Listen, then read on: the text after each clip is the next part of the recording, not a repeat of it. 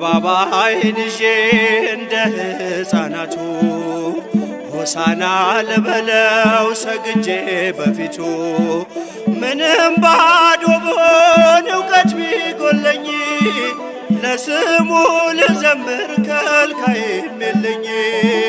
ምንም ባዶ ብሆን እውቀት ቢጎለኝ ለስሙ ልዘምር ከልካይም የለኝ።